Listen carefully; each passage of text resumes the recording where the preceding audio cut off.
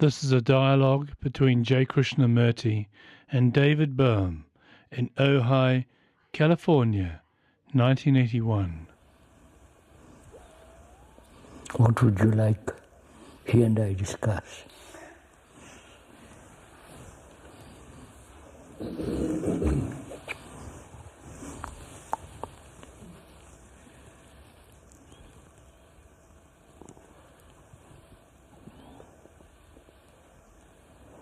I would like to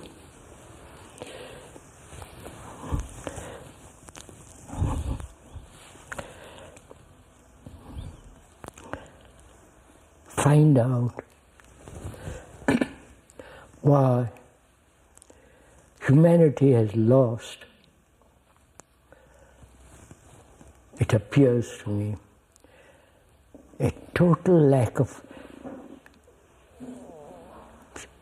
or they have no feeling for something sacred. Why?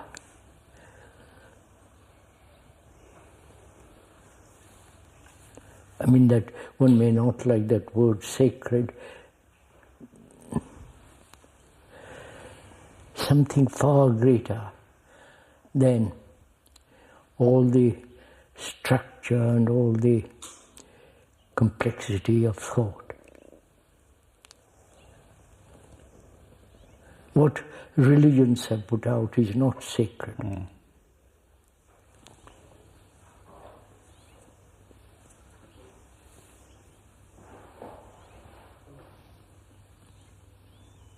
If there is not that feeling,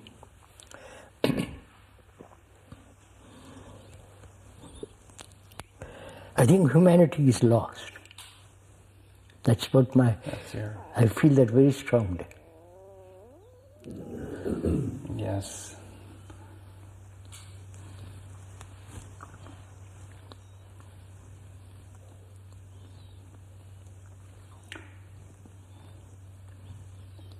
Well, on the other hand, most people are satisfied to stay in this more limited realm. Yes, of course. But that doesn't answer the question. They are limited, they are pleasure-seeking, limited. They would prefer unreality to reality. They would prefer something artificial and not go very deep. They're all the obvious signs of all that. Well, I think, one has to go further. Say some people feel they're more serious, like if we saw this shuttle ship which has just landed, see, people have put a lot of energy and devotion into that. They may feel that to them is what, that order and structure. I know. Thousands of people have cooperated to produce an excellent thing. Yes. Now, what would be your feeling about that? No, that's not sacred. Good God. Yes. No, but I mean, nobody says it's sacred, but people feel that might be one of their purpose in life. They say the people who worked on that project could feel. I don't see much difference between those people who have put together the spaceship and those who have put together computers or the motor car or the aeroplane. Mm-hmm. I don't see much difference between all that.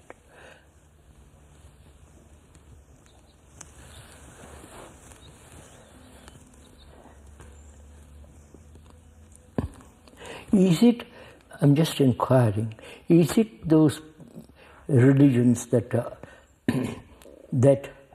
are dominated by a book, like the Bible, the Quran? Well, but even, yes. As they are predominant in the world, and therefore bigotry, narrowness, and intolerance. Whereas in India, for example, I'm only pointing out, there were several books here they consider sacred. So you can play with them all. Yeah, but it doesn't seem to make much difference. Not much difference, that's what of course not. And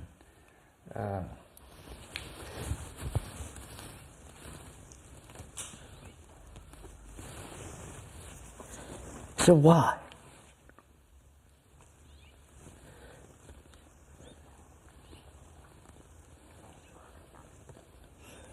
Well, I think that if we follow historically that these religions have preempted the field of the sacred up to a point, and then people began to turn against them because they were corrupt and they weren't working. And you had the age of reason in Europe during the 18th century. It gave rise to science and technology and to industrialization has that has science, technology, and industry have absorbed people's minds.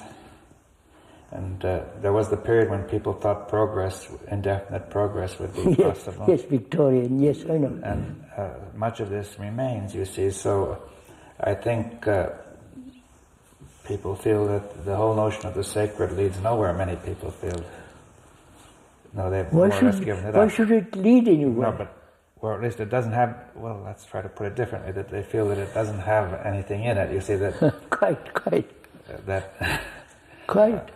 It has no really monetary value or it doesn't bring a profit, and it doesn't... Well, they say it doesn't bring happiness, or it doesn't bring... Yes. As the whole spirit of the age has developed that way.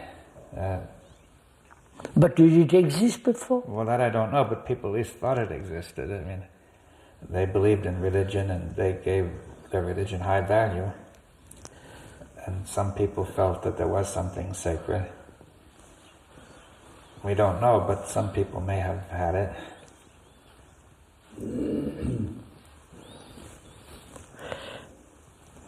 But people in general were ready to say that that religion or the sacred was important, but now the whole situation has totally changed, except for those who want to go back to it. Of course, that's impossible. So is this rather futile subject to discuss? Well, I don't know, but I'm trying to say that that's why people are not really very taken with the questioner, that nobody... I mean, if you want to discuss the sacred, the point is, first of all, to make it clear, what is it? How do we, what does it mean? Since you say the religions don't have it. No, of course, that couldn't brush aside.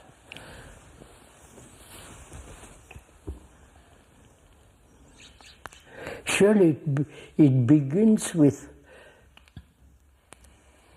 the self not being important. The what? The self, the me. Yeah. It must begin there. Mustn't it? This colossal egotism, the self, the importance of the sense of freedom, I must do what I want to do. And this self-centeredness, which is becoming more and more. Yes. Now, usually people make a distinction between the sacred and the worldly. You see, you would have to say that what is worldly is to put the self first, right? That you see, they say, I don't quite follow. See, people say there's the holy, the sacred, and the worldly, the sacred and the secular. Sacred and secular, yes. And the secular is regarded as the ordinary affairs of the world, which are run by thought. I know. Right?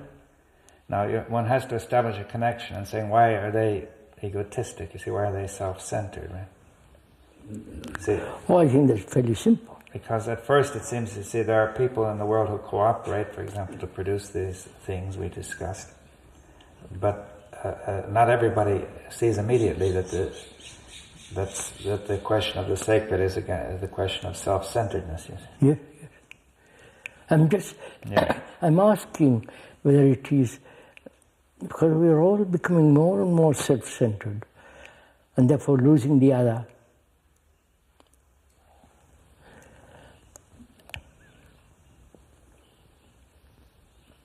And what is one to do?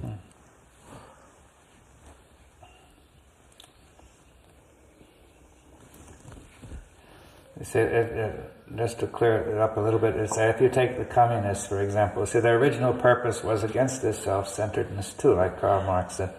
See, he was saying we must have a society which is human, which is not self-centered. That's just a theory. Yeah, well, right, but then it's important to see what is the difference. You see but he was saying that the religious view was just a theory, you see. Of course. So, this is also a theory. Yeah, so let's try to look at it to say that many people have felt that self-centeredness was not the way to live, and they tried religion or they tried communism or something.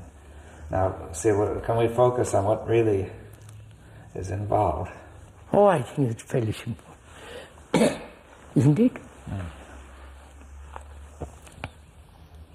The identification of the self with the non-self, the state, Jesus, or is still self-centered activity. Yes, but even Marx would have agreed with you there. He said the state must wither away.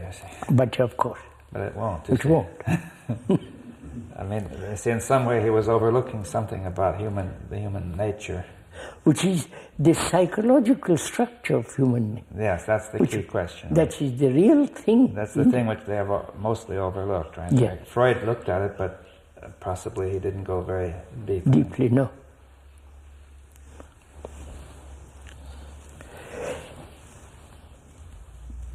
What is one to do? I feel personally very strongly about it. It may be an illusion, it may be something a thought has projected that there is something sacred, and so on.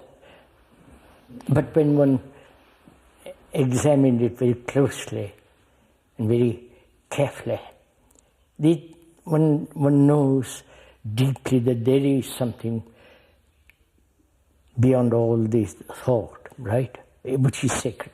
For myself, I feel that very strongly. Now, is it but I don't know that it's commonly felt. You see, people don't commonly feel that there is something. No, of course not. No. Now, if a man feels that, and there is this society going down the hill, human beings are becoming more and more confused, violent, and so on, what is he to do? As a scientist, you must see that too. You may not call it sacred. You may use another word to indicate what I'm talking about. Yes, well. And what would you do?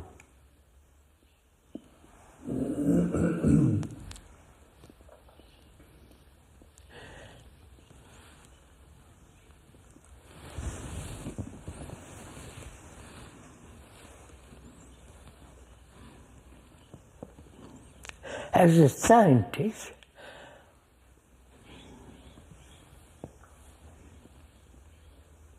to you personally, if I may ask, since you have examined matter and gone into all that,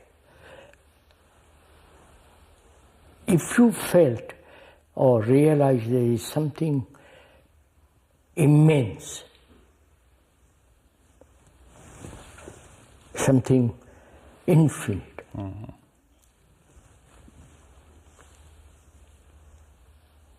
how would you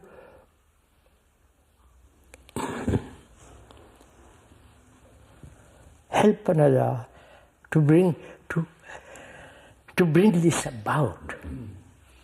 Yes.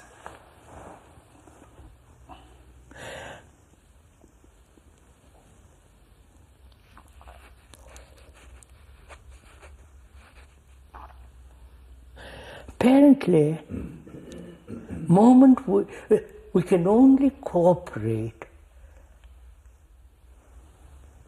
thousands of us together, to build a space shuttle. Right?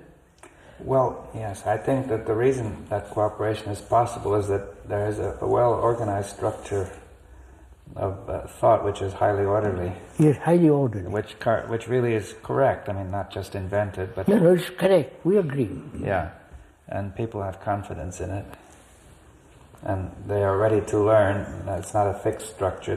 It's open. They can learn more. And there's enough confidence in it so that people can know that... So, are you saying that there is no confidence in the other? No, I think people have no confidence at all in the other. At all? No. They can't trust their lives to that. You see, they will trust their life to the shuttle, you see. Right.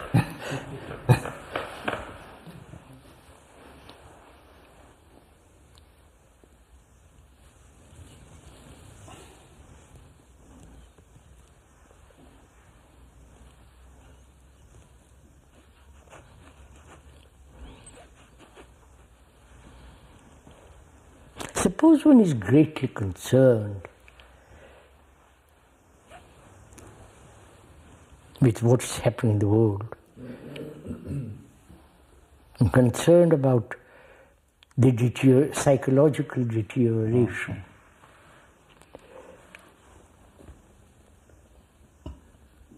And it's only in cooperation to end psychological deterioration. Mm-hmm. And also one sees the danger in cooperation.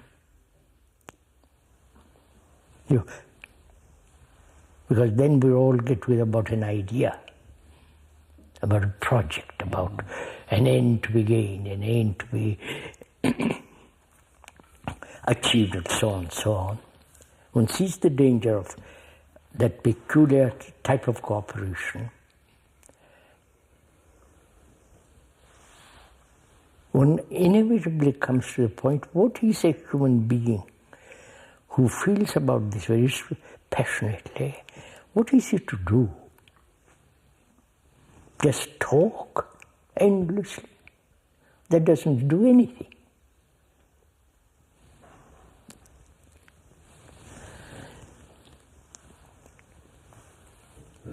There is somebody in India who does so-called miracles.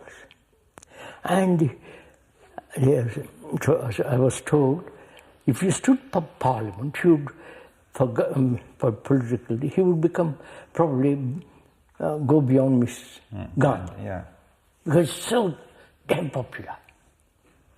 Because he can say he's God.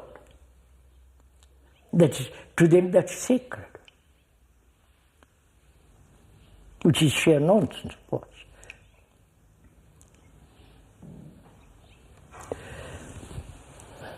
I wonder if I'm being a dead horse. Well, the question is, how you want to have cooperation on this question, you see. I see the danger of it, too. It's dangerous because people have done it. Yes, yes.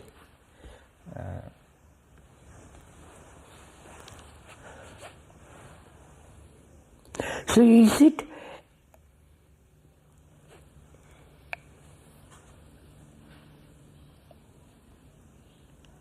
it's only possible for one or two people? It seems so ridiculous.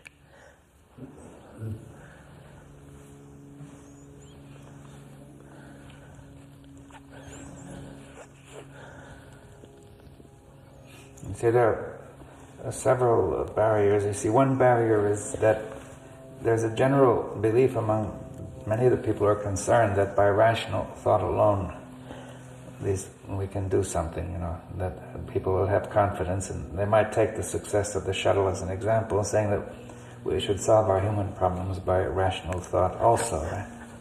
Are all human problems settled by the shuttle? No, but I mean, some people feel that way, that a similar... See, you can read the journals, scientific journals, and see that they say if we get enough knowledge of human beings, then we will do as well with human problems as we did with the shuttle. Shuttle, quite. So everything will work perfectly. Yes, I was wondering about that too this morning when I heard it, that human beings will say all our problems will be solved by the computer. Well, I think not just by the computer, but by learning, by gaining more and more knowledge about the human being. The computer will be a help, but see, I think the attitude is not so simple as to let the computer do it, but to say that where it's open-ended, we can keep on learning. Learning what? About human nature. See, we learned about the way matter moves, right? Right. And we could get the thing to work. But human nature is very simple. What is there to learn more and more and more? They're not convinced that it's so simple. It seems very complicated. You know, that such complicated problems arise between human beings, and it's so difficult. There's difficulties in education. There's so much crime. There's so much violence. There's so much unhappiness, and people can't work together. And so there are some people who feel that if we knew more about how people functioned, the brain or else the mind functioned, that we could eventually make things work better.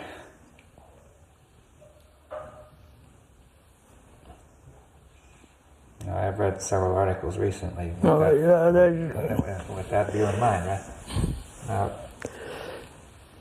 So I think that's one of the barriers, that some of the people who are interested already, who might be interested, already believe that this other approach is the right one. You see, that they don't see any reason why you want to bring in the sacred. You see, how would you talk to such a person? I wouldn't talk to them about sacred. What would you say? I would say the ending of selfishness. All right, yes. Well, they might say, by studying human beings more carefully, scientifically, we would find out, what makes them selfish. I think that's fairly simple. Well, what would you say What to makes that? them selfish? Right, well, how would you go about it? It gives them great pleasure.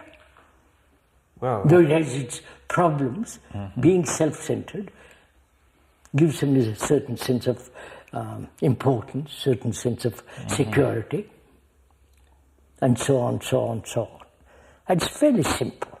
I don't have to investigate tremendously into that. Well, I think people would say, how could we establish right human relationships, you see, accepting that the people want pleasure. Right? Yes. People want pleasure. Yes, and now some scientists would say, let's try to find a way for people to have pleasure without creating this chaos, you see. Oh, I see. Quite. Let's have pleasure.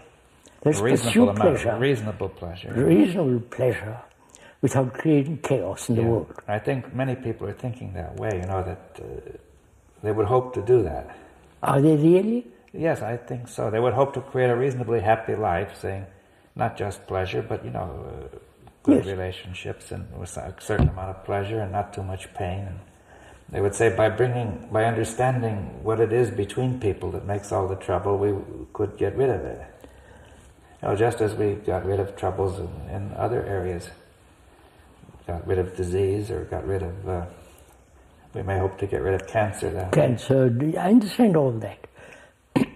So that is a matter of pleasurable relationship without the pain of relationship. Yes, or even something deeper than pleasure, but trying by means of rational knowledge to bring order into human relationship. You see, even perhaps having something more than pleasure, they're not so... Rational order in relationship is not giving importance to oneself. Yes, I'm not sure they would all accept that. They would say to give the right order, the right importance to yourself, not too much, right?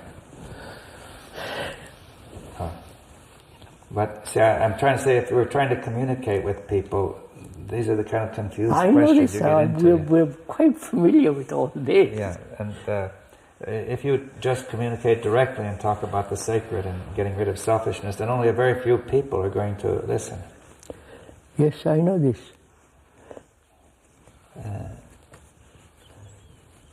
Does it matter? Well, I don't know, but in some way there has to be a change to prevent this chaos, the catastrophe. You see, we are in very great danger. I know this. We all know this. Because of technology. You see, if we were at the level of people hitting each other with clubs, it wouldn't be so dangerous. No, now they've got guns. Yeah, well, much worse, the yes, hydrogen bombs. You see. Hydrogen bomb and all the rest of it. And we all know this. And you see, somehow it seems we we feel the need for something to happen that would at least deflect this catastrophe and giving people time to, in some way, giving for something else to happen. And the time does not solve the problem. No, but if we annihilate our civilization now, then all possibility would vanish for a long time. If we, say, have a nuclear war now... Do you really think there will be a nuclear war? It's not impossible, no. You see people can't control this. And you saw already that certain computer errors made people believe that possibly there was an attack. They checked the computer and so on, but it's very close. It isn't so bad yet, but the general prognosis for East-West relations is not good, right? We know all this. Yeah. You and I have talked a great deal about all this. And generally fairly informed people know all this. Right? They all also know all the psychological complexities. And the psychologists and all the others are trying to understand human nature. And the brain specialists, as we've talked, they also are examining the nature of the brain, etc., etc. They have theories, and some believe that maybe they could do something that would make people better, right? Better. Operate on them or whatever. Or change, make a drug. Yeah, take a drug and so on. In the meantime, if there is any meantime, man is destroying himself. Right? Yeah. That's all I'm talking about. Yeah. Well, there is certainly among many people a feeling that things are going downhill, and not merely the danger of nuclear war, but a general decay in civilization. Yes.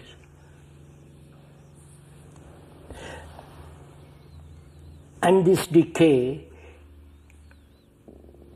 can that be stopped? Yes.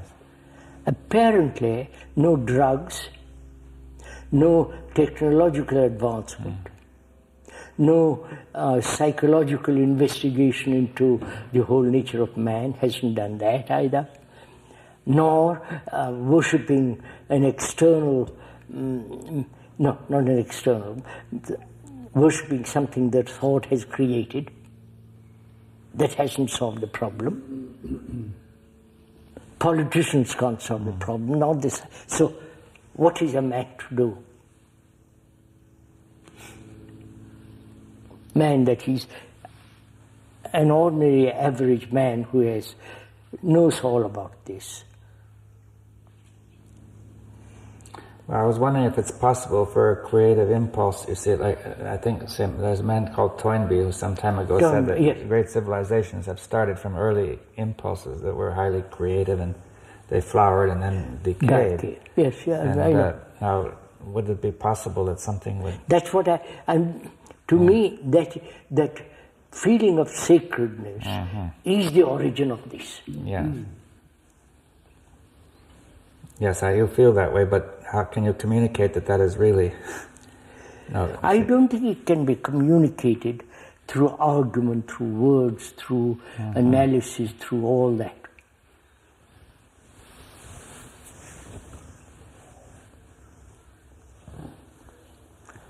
I think it can be communicated if both of us are really inquiring into it. We know all the decay and all. Let's forget all that for the moment.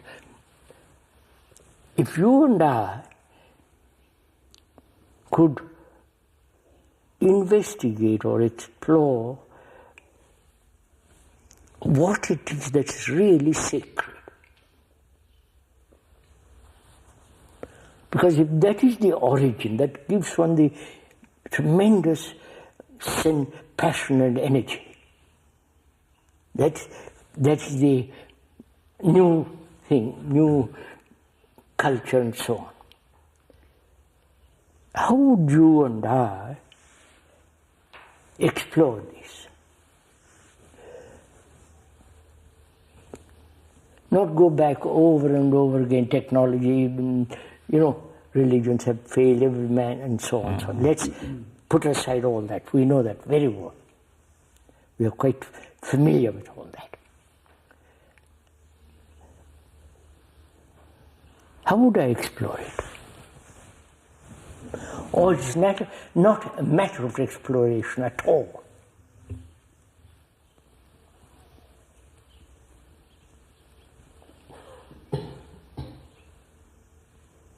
Because is it merely a matter of feeling? It can't be. Of feeling? Feeling. That's very dangerous. It can be, deceptive. Deception, dishonesty, illusion, and the desire involved in it, and so on. So we can brush that also aside, which we have taken drastic steps already.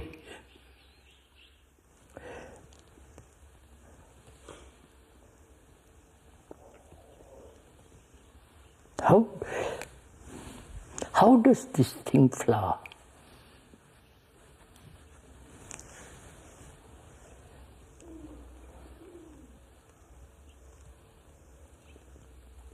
See, they have said be silent, contemplate, meditate, give up. No, that hasn't worked either.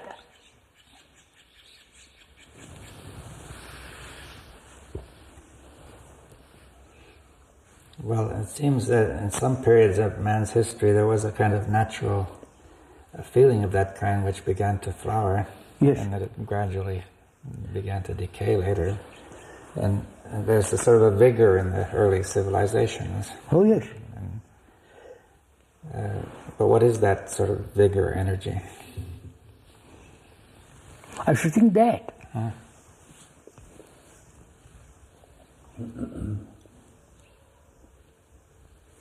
I don't think it belongs to one person. Follow me? If several of us had this feeling, would have tremendous energy and passion and all the rest of it, but apparently we don't. So I'm just been wondering, what is one to do?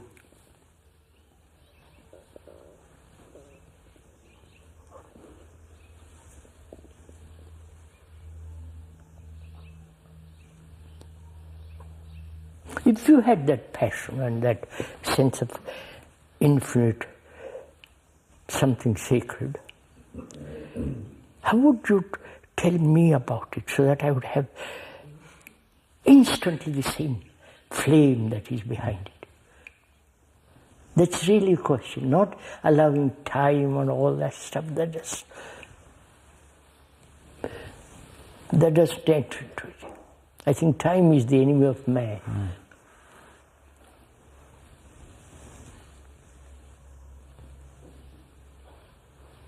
Whether it is slow time or etc., etc., and we'll talk about time, but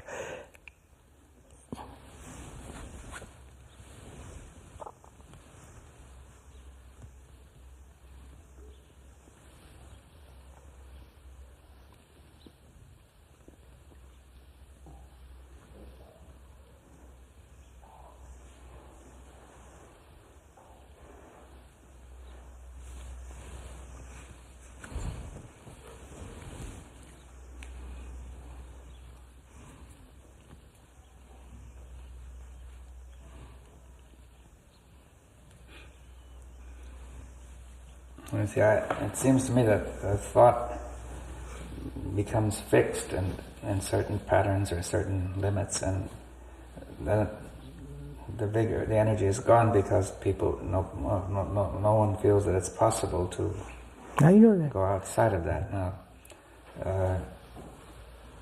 We talked about the insight, which is not of time and all that. We understand all that, either intellectually or we feel there is such a thing, but that is not the answer.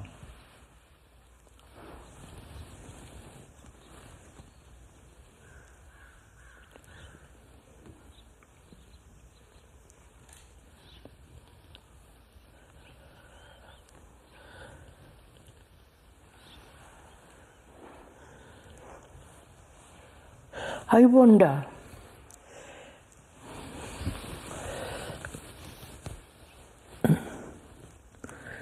suppose X feels this thing very strongly.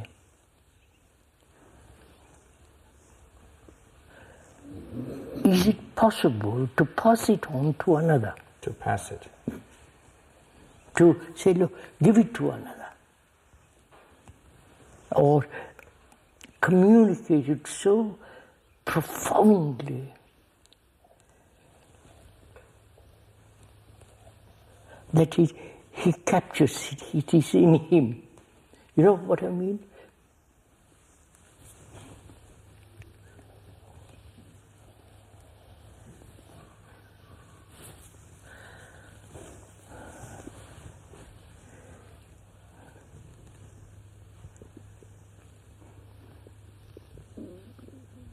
See, there are so many explanations, the scientific explanations, psychological explanations, technology, and so on, why man has come to this point. And all right, that's understood. I don't want to go back into all that, go into minute details of explanation. It's become wearisome.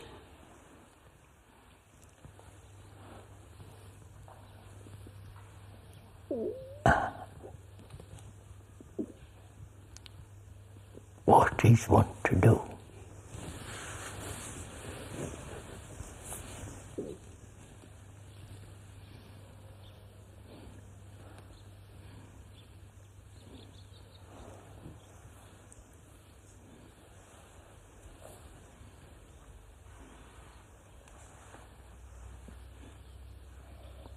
You can't go back to tradition. Can't go back to the Buddhist and the ancient Hindu idea of the Bodhisattva, taking a vow, you know, all that business. It's another of those myths that man creates, and we're caught in that. Go beyond all that.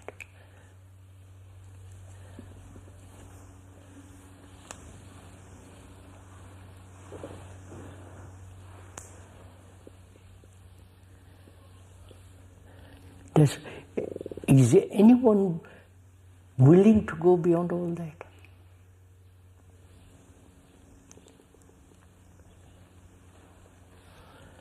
Total abandonment of everything that thought has really created, including the computer and including the spaceship.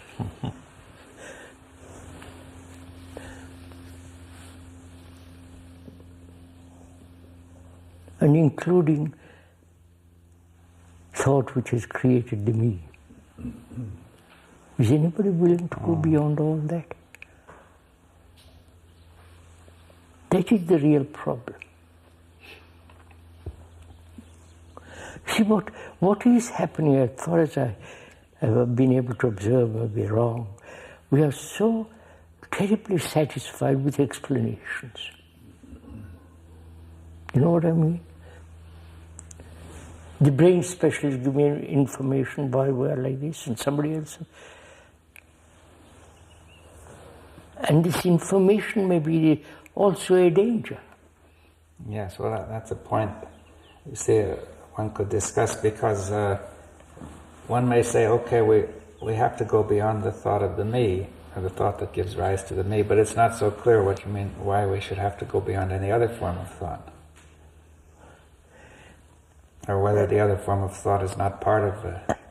Oh no, that's the danger of it, of course. Well, first of all, can thought stop?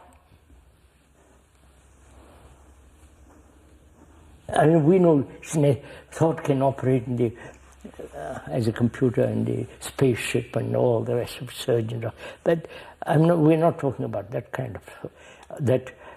Well, the thought of the me, you're talking of the thought that generates the me. Me. The consciousness of the me, right? Yes.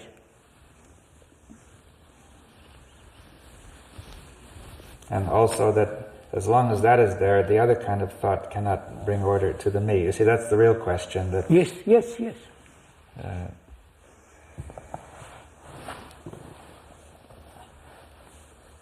Thought cannot bring order.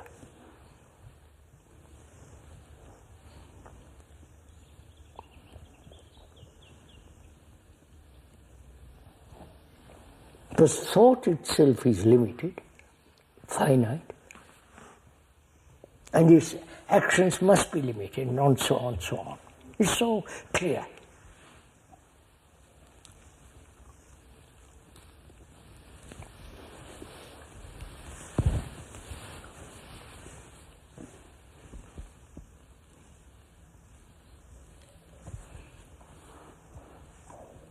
Is it that human beings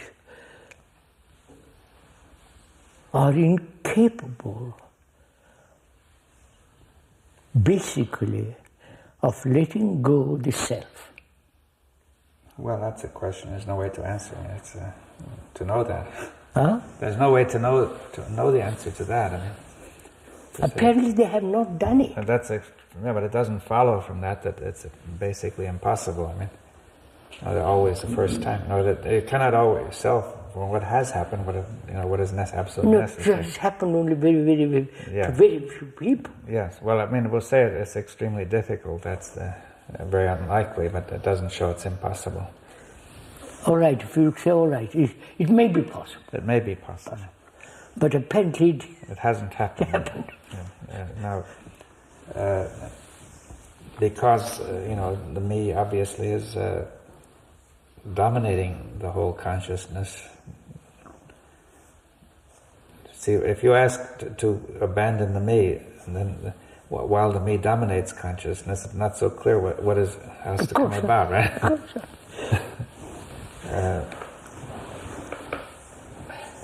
But seemed me could say that, you see, there is a kind of thought which runs on its own, without insight, which we call the me, and that is basically memory, you see. Of course. Now, but it doesn't seem to be memory only, because it presents itself as much more, as some kind of real existence of the me, right? And of the whole, and of being truth. That's it? That's the way it seems. You see that the thought of the me seems to be truth. You see, this is the way it looks when... The me is true, of course. Why? The me is very real. It's real, and it seems real, and it seems that the thought about it is true, you see. Yes. But that me is the cause of all this mischief. Yes, but if the me were there in the sense which it seems to be, there would be nothing you could do about it. I mean, if it were real and true, you could say, what can you do? I see. No. What? No. Only if in some way it's an illusion, is there any possibility? It is an illusion. Yes. Well, now, why do you say it's an illusion? Oh, we've been... Yeah, but you see, it doesn't seem to be an illusion to people who are caught in it. You see, that this is the difficulty, that it is not obviously an illusion. You see, if the magician does a trick, and when he shows you how the trick is done, you know it's an illusion, right? But here it's not obvious that it's an illusion.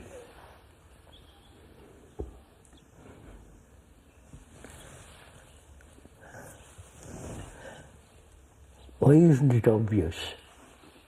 Because we are so attached to it. Yeah, but... we can explain again. Yeah. We can go into all that. But that doesn't lead anywhere after that explanation. Well, I think that what happens is that the memory is, it may be an explanation, but the memory is so active that there's no chance for yes, sir, anything that comes else to the same thing. Yeah. At the end, after that, saying memory is the real cause of this, all right. So how am I to end memory? And they've tried that, taking drugs. Mm-hmm.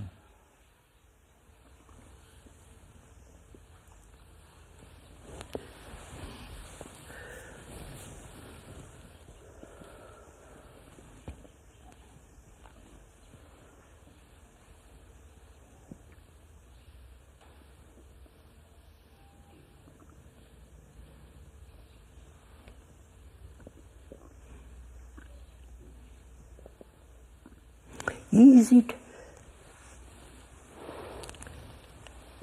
that it is only possible for the few? Well, I wouldn't know. I mean, how can you tell? Because very few people are willing to let go of the self. I mean, in the deepest sense of the word, not translate it or transmute it or identify it with something greater. I don't mean all that. Mm-hmm. Yeah, well, it's equally, you could say that very few are able to. I mean, if you say willing, it seems to be a matter of choice, right? Yes. But You know, if one can do it, actually do it, not theoretically or, you know, all that. Well, that's certainly been true so far, that very few are able.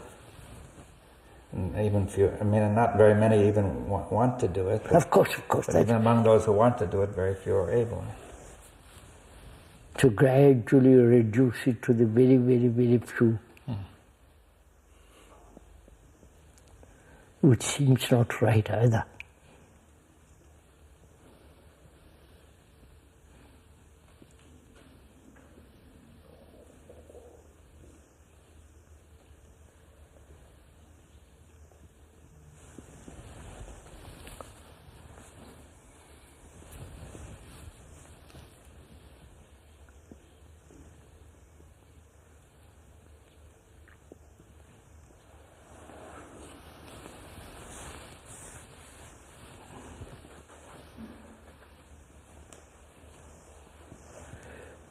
So one throws up one's hands and says, humanity is lost.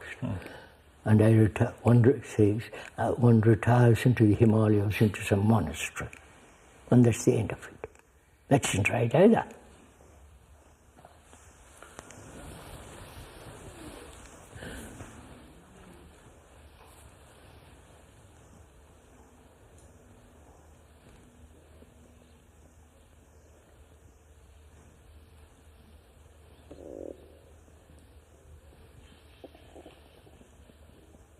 I think doesn't it all reduce to, again it becomes an explanation, words.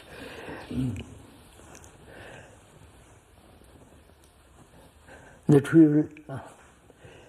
there is no compassion. So again you see. Well, it comes to the same thing to say that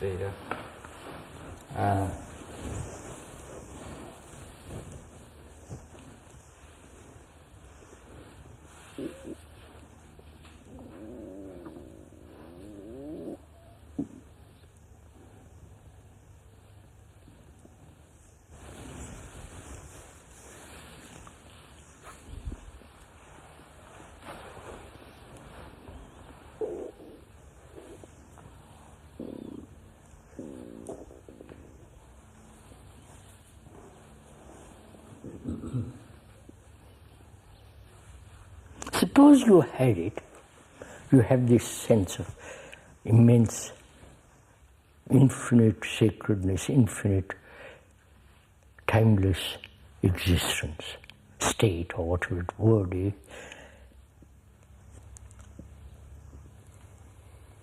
Could you communicate it to me? Not verbally, because that you've explained. Could you,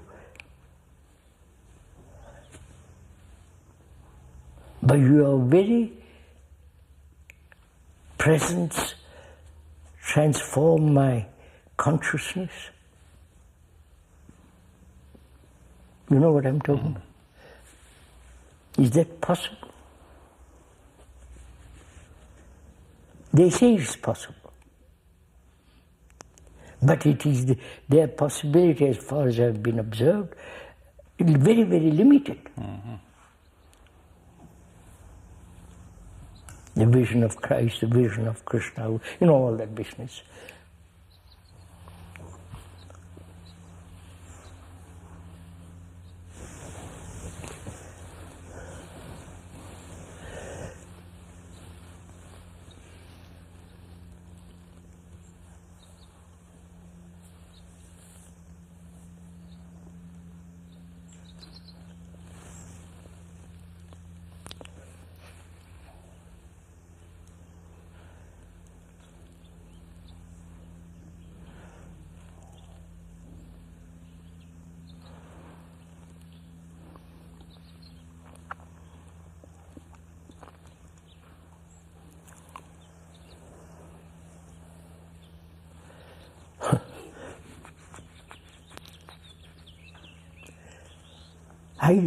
Personally, I don't feel it is hopeless. One doesn't feel discouraged of all that silly things.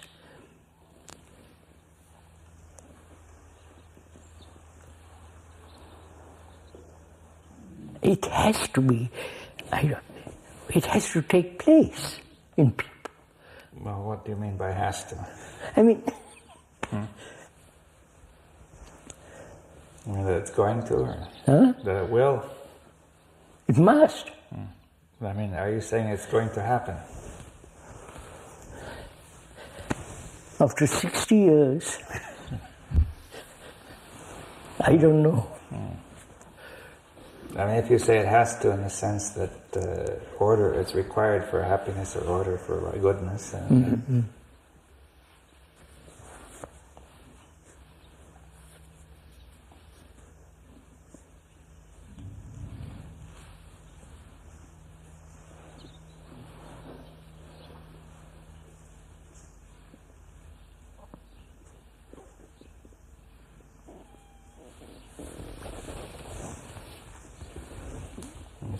It seems to me that if you could communicate the unreality of this center, you see, that the center appears to be extremely, as we were saying, real and solid, and then you were saying, well, the center has to go, that it's not really there, and so on, and. I'm saying that it doesn't communicate David, with that don't you feel this? Yes, but I'm saying it doesn't communicate with that confidence that you say.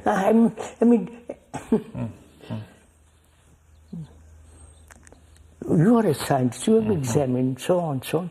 Don't you personally, I'm using the word feel, it's not the right word, that there is something not invented by thought, not something illusory, not something conjured up and so on, something absolutely incorruptible, something, like that.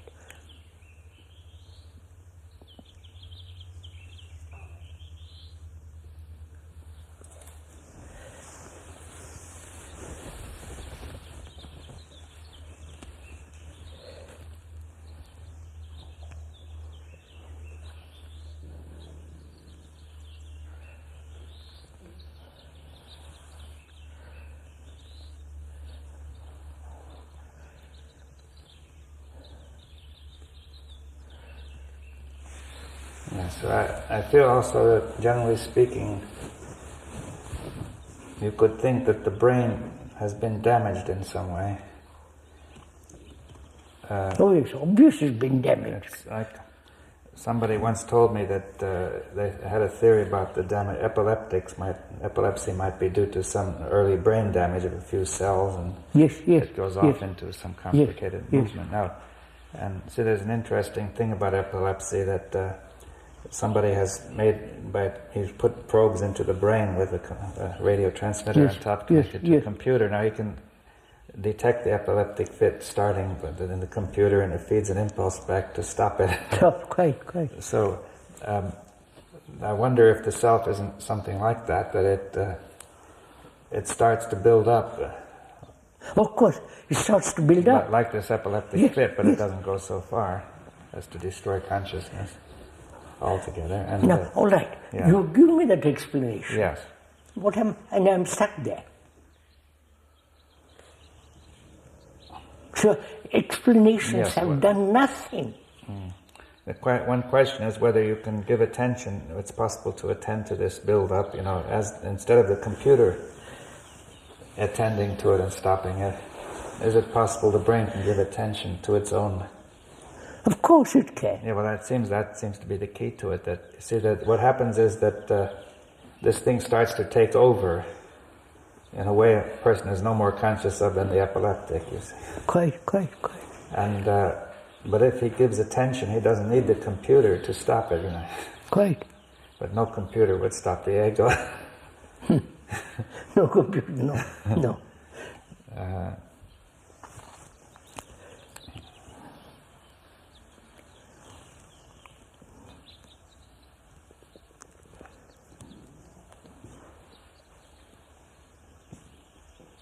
But this, people having lived in this chaotic world from the birth, the brain has been damaged, you see. I think it has been damaged by belief. Belief and similar... There's many other things. Many similar things, and shocks that people have had. And, shock, pain. One can see, they say that if people go through shocks like death of somebody or divorce or various things, this is a very serious disorder. Yes, sir, I know. And now...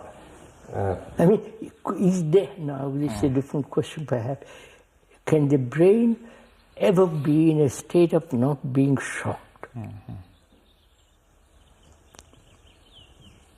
Well, yes, I'm sure it can if there is this attention and which doesn't allow it to develop. It's exactly what was done by the computer to stop the epileptic fit before it got started. Quite. But I think it's all very similar. But of course, the brain can observe itself with far greater subtlety than a computer can. That means all human beings have been damaged. Yes, I think so. Yes, in fact, I feel sure of that. Generally speaking, they're damaged, you see. Yes. They've all believed, they've all had emotional shocks. Divorce, war, suffering. Yes, and you can see that people who have gone through concentration camps have been, you can tell that something has happened to the brain. I know. So now the brain has to heal itself. That means time?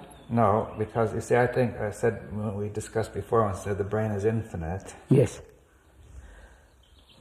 The brain Maybe is it's infinite, right? And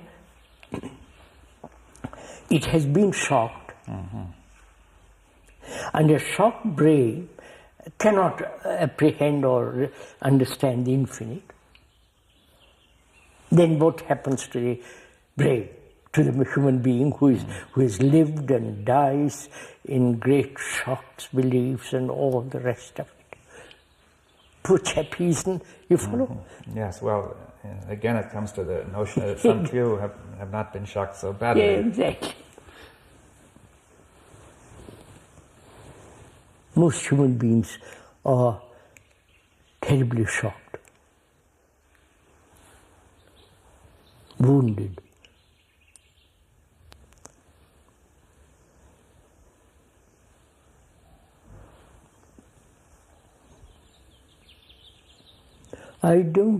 Such a brain, can it be healed?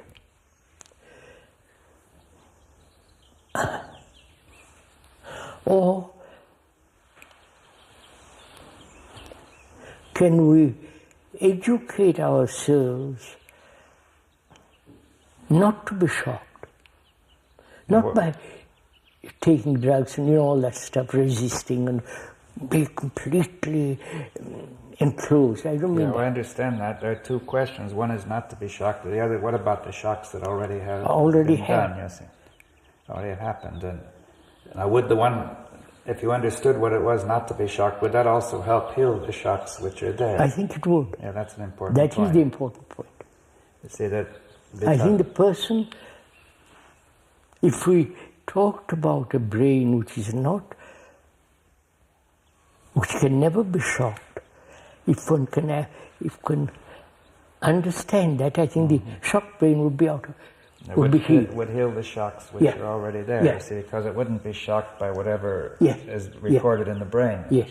I think that's the principle, that if the brain is not shocked, is free of shocking, then it cannot be shocked by the recordings of memory. That's right. By the very bad memories.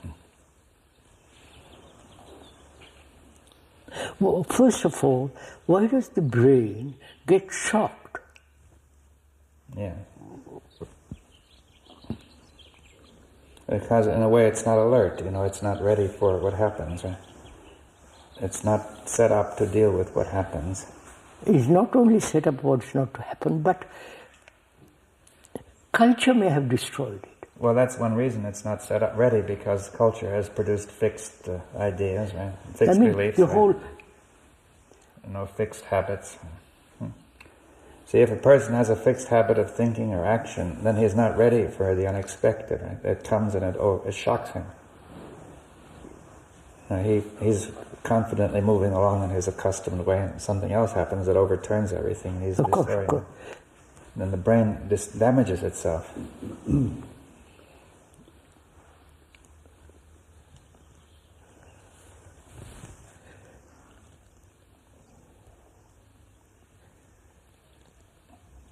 Are we saying that if we talked about or emphasized, educate ourselves to that quality of a brain that is not capable of being shocked? Yeah. Then those brains which have been shocked,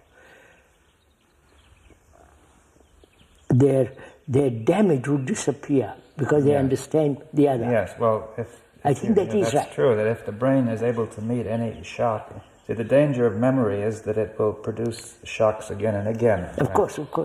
Because you don't know how to meet them, you see, but if you know how to meet the shock, then the memory shock is no different from the shock of the original, right?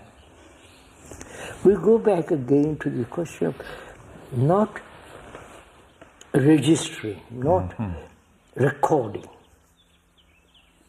shocks. Not recording the death of my son. Yes, well, that's... That sounds dreadful. Yes, it's hard to see that. Of course. But anyway, we say that this happens, and we know it happens, but what does it mean to record it? You see, this is... No, we can go into all that. Yeah, how do you prevent recording? It's not very clear. You see, it seems that the brain is set up to record everything that happens. No.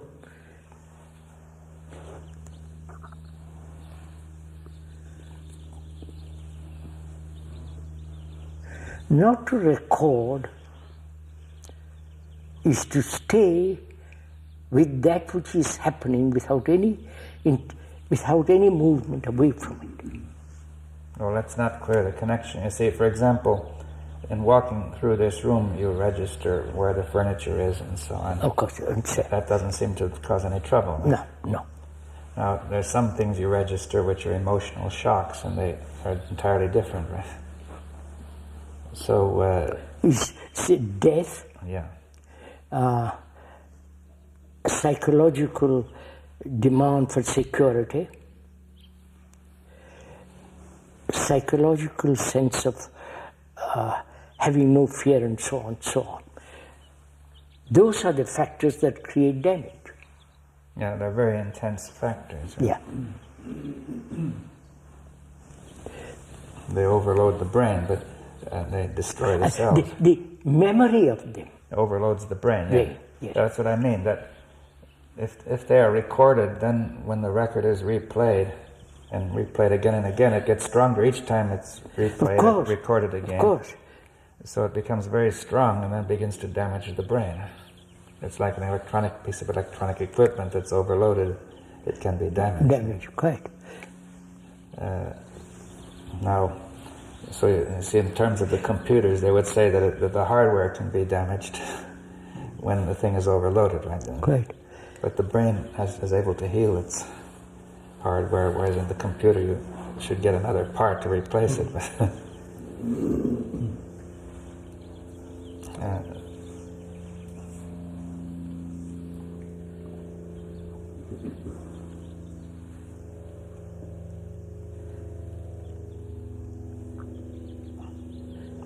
If you say, let's not record, we must not record these emotional events, right? Yes. I don't think it functions that way. What? That don't let's record. All right, let's see how it functions. I don't think... if one sees the truth or have an insight in not recording, it's finished. Sit back again, come to it. Well,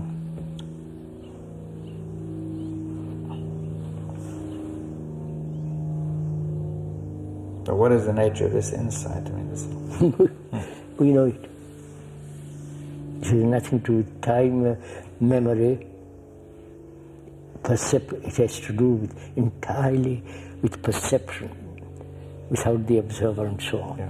Well, I mean, the essence of the thing is to say, to make it at least plausible, to say that there's no point to recording this emotional event. It has no place, there's no reason to. At first sight, it seems you should record. You see, our culture says you should record it. Of course, of course. And they say... And then live with it. If you don't show grief when somebody dies, they say something is wrong and so on. So they say you should record it. Of course. Loyalty and, all the rest of it. And there's a great deal of belief. Now, but to a certain extent, it would help to question all these cultural factors.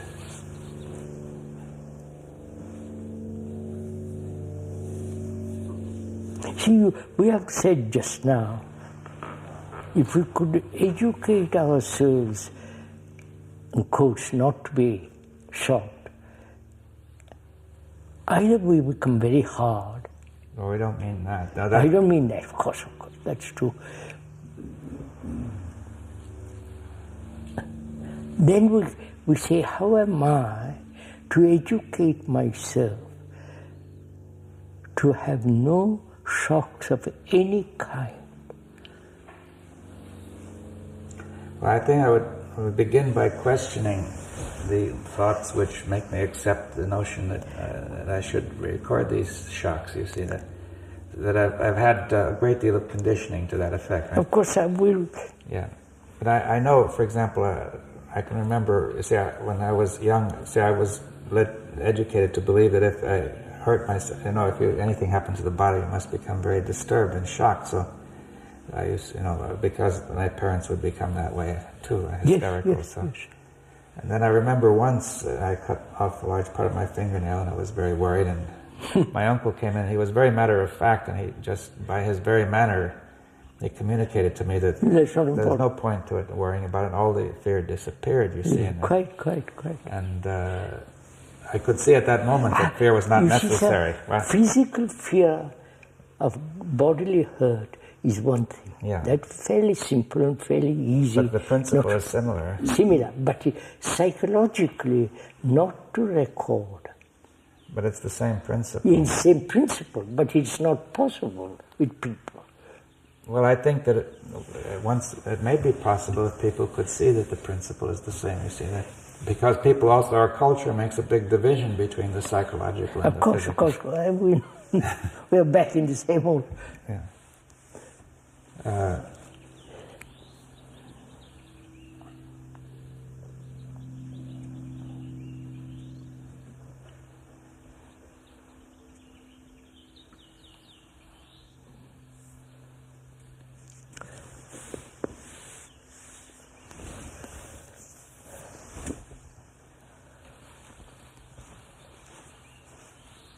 How is one to cultivate shock-proof brain? Well, it can't be cultivated, it requires insight. I think that if you had education, the teachers, if they had this, could communicate it to the pupils by their very manner of dealing with things, you see, as I found my uncle to see that children would pick this up. But the important point is to get it started. We do not pay too much attention to getting hurt. Yeah. But I think once you have some people who are not paying much attention to it, others start to learn it. Know that they see it too, right? But, they get insight too, right? But our whole culture is to pay attention. Yes. But at some stage you have to question the culture. Right? I mean, can't we... That's what we are trying to do now. Yeah. Not trying, we are doing it now. I'm asking myself, if my brain is wounded in any way,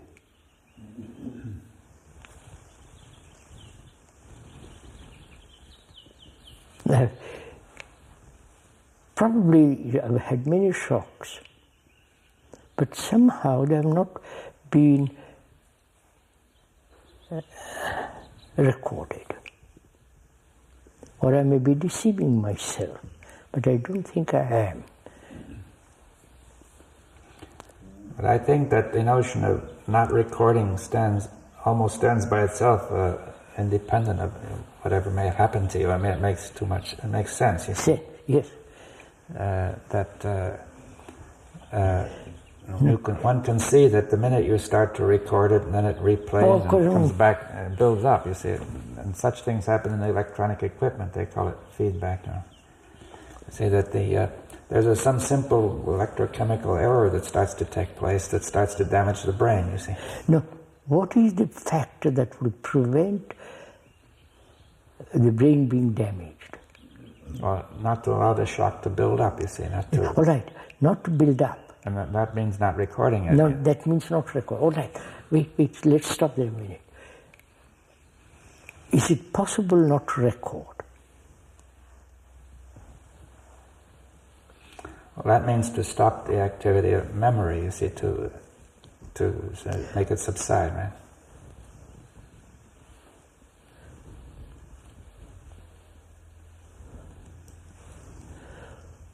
Or is there some other factor?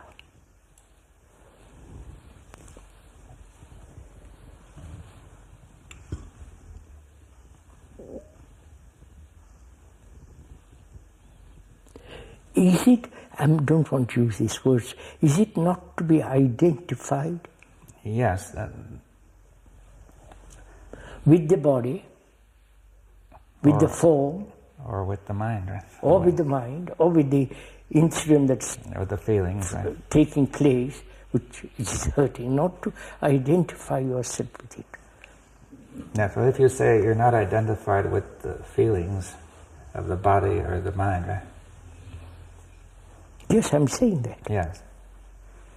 Would you say that, well, we should clear this up a little bit. You say, I am not identified. Does that mean that I am there but free of it, you see? No. No. You're not there. Well, that's important, because when you say I'm not identified, it still leaves me there. Of course. But there's no identification. At all. It is not identified by thought, right? That's why, sir. That's what is important in this.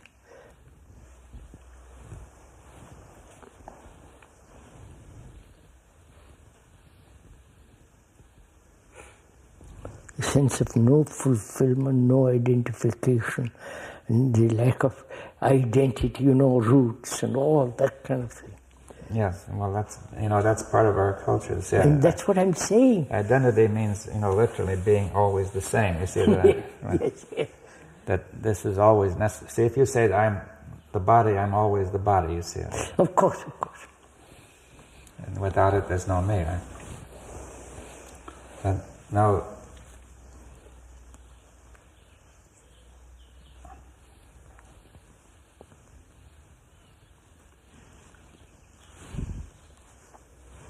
you see, there's a tremendous recording of, we've not only recorded shocks and pain and so on, but we have also recorded the notion, the necessity of identifying. Right? Of course. That's also part of the... Part of the... So, therefore...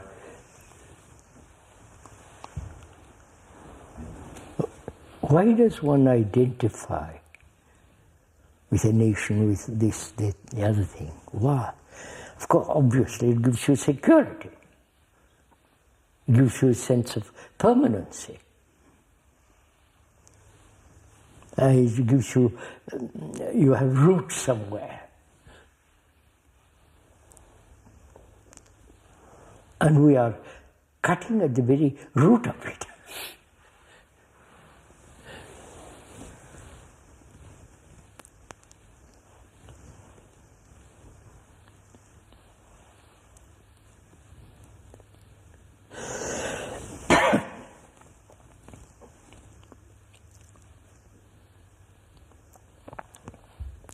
Next question, can one live daily life without any identification with a profession, with a believe with, so that the brain is never shocked. I think it is possible, of course.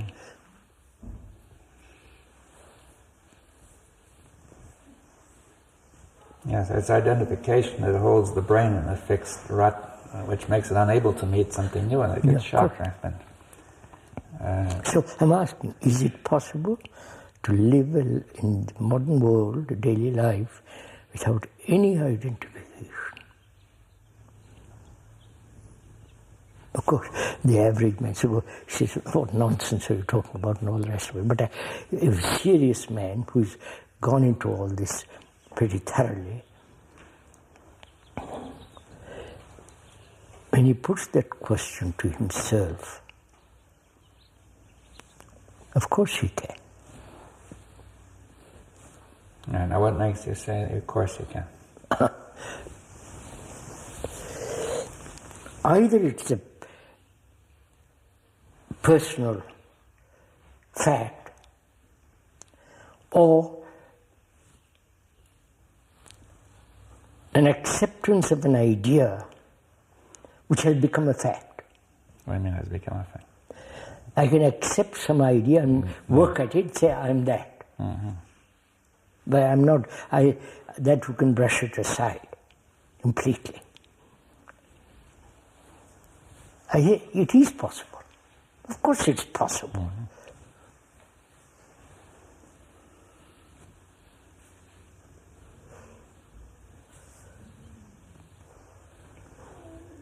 A soldier who goes to war, and he has no identity there at that moment.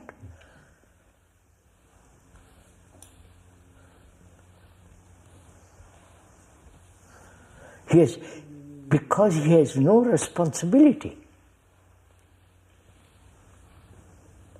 Well, it's not clear, they often have fear and so on. Of course, no, but feeling that, he's not himself, because he's consumed with this urge to kill. I say has no personal identity. Yes, at least it's overridden at that moment. Yes, at that moment. That's what I'm saying.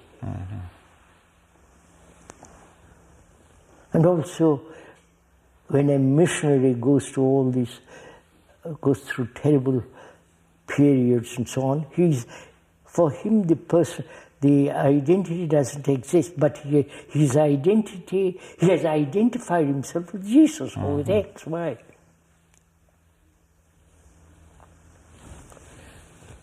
Yes, well, the point is that the whole movement of memory, of identification, has to stop. I don't think they see the beauty of it.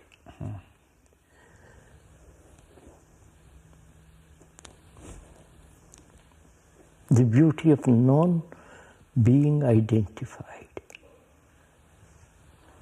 Just mean one lives anonymously. It's not fixed.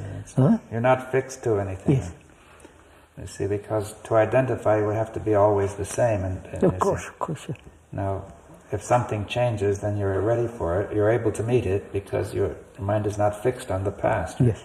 So it doesn't get shocked. I think. Which means to have a quality of brain that has never identified itself with anything, and therefore incapable of getting hurt, but also some other factor there is in that.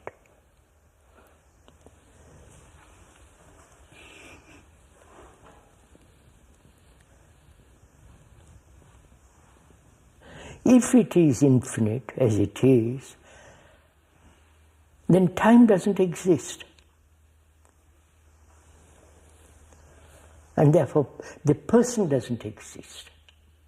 See, the illusion that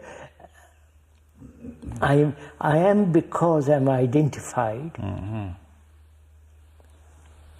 Now let's get it more clear. You say, I am because you begin to identify because of time, because you say I must be always the same, right? So you have already presupposed time in order to identify. That's right. If you're not identified, then what? Then you don't have to presuppose time, right? Time, that's right. You see, I think the trap of identification comes when people say, well, begin to think about time in the future, and they see insecurity, and then they try to think I'm always the same, secure, right? I overcome time. But if you don't bring in time, then... Therefore, death has a different meaning. Yeah, what would you say to that? What does it mean? Death has no meaning then.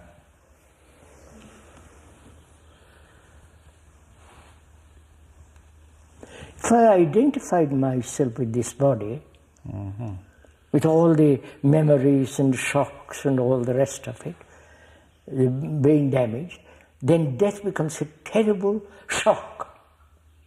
It's another shock. Yeah, the biggest one. Terrible one.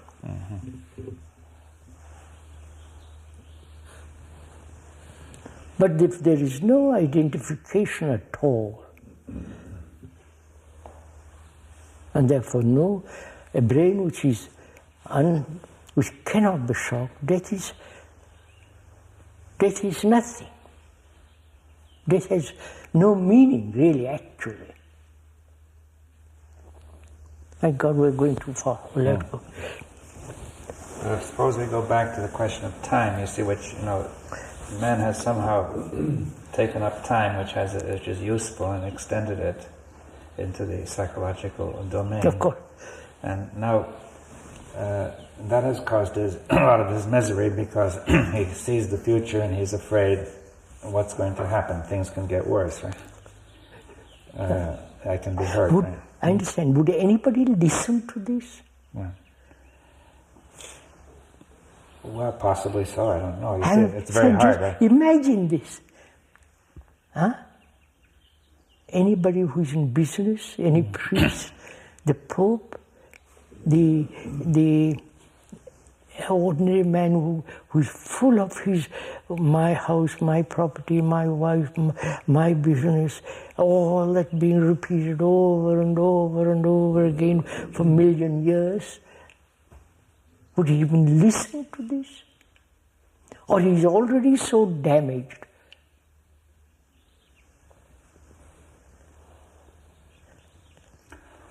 that only, as you were saying, epileptic fit in the computer removes the epileptic fit because it stops it from developing that.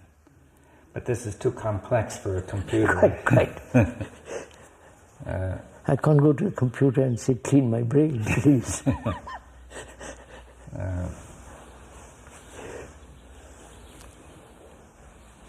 Very interesting, sir.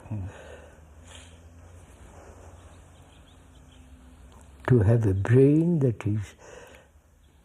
has never known a shock. It's marvelous. There's great depth in this. I must work it out. Yes, I think that one has to be careful not to see that brings in time in some sense. It's never. You see that. The brain which has not been shocked. Yes, it is an unshocked brain. That doesn't mean that it may. If it has been shocked, that shock has gone, right? As if it had never been, right? Of course. But a brain that is not capable of being shocked. A brain that cannot be shocked. Shocked, yes.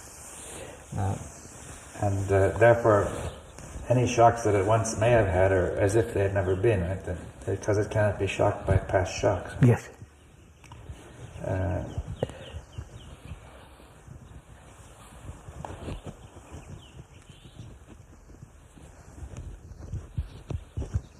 You see,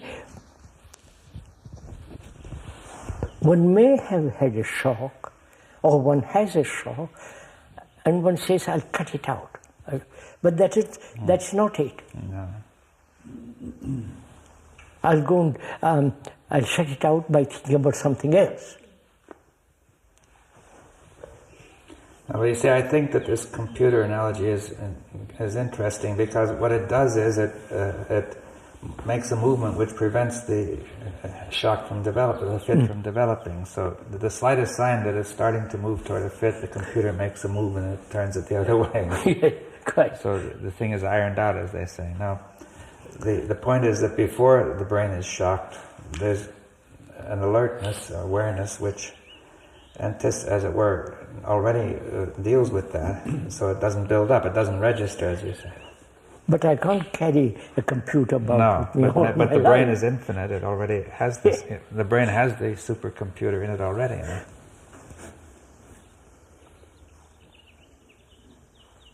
Do scientists accept the brain is infinite? Probably not. You see, No. except You maybe a see, few. But I mean, it depends on this. That the brain is potentially capable of doing this. You see. Yes, yes. And if you say the brain is finite, then there will always be something that goes beyond what it can do, right?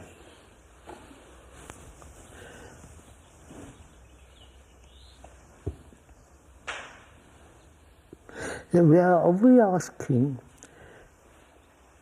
to be not shocked, to be totally attentive. Yeah. Well, that's what this computer is doing with the fit, right? It's paying careful attention to exactly how the electric currents are going. I mean, see, it's not verbal. It's not at the verbal level, but at another level. Yes, yes.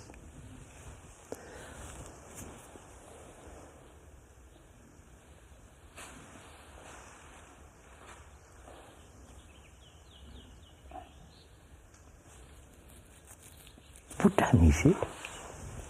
I've got 5 minutes to 6. 5 o'clock? 5 to 6.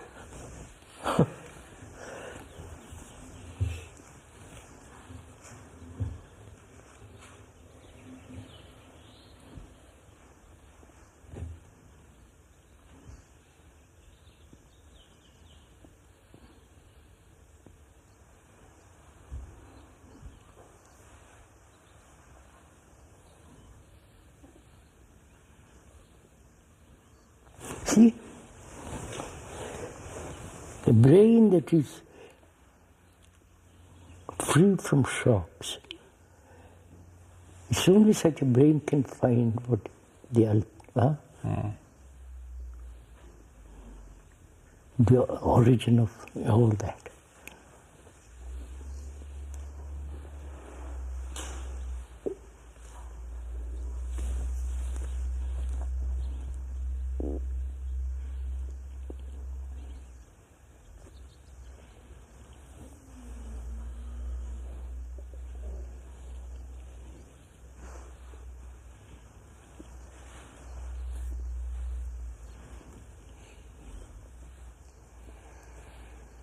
See, the ancient Hindus had said, don't identify yourself with the body. Don't identify yourself with your house, with your wife. But identify yourself with God. You know the whole cycle of it. Now, what about Buddha, who said everything changes, there's no identity, right? Buddha said that. Yeah.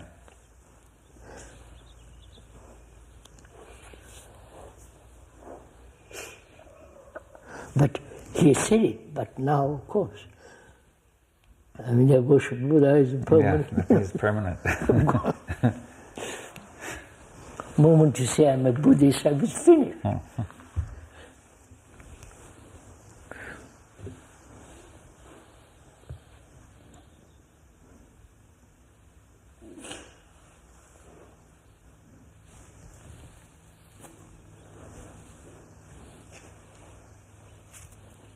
Have you got a brain which is not shocked?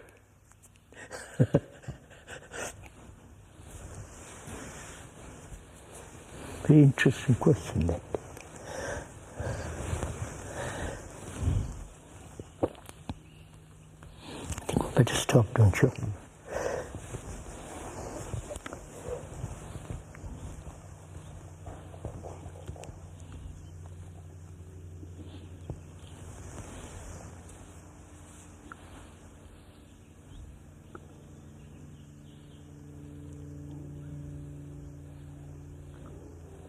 That means, sir, Brain must be always in a state of movement, without any identification. And then it cannot be shocked. A river can't be shocked. Well, A river is moving. Well, that's true. You see, you can sort of break a piece of rock. Huh? I say a piece of rock can be shattered by a shock, but a river not. Huh? No, of course not. A river can't.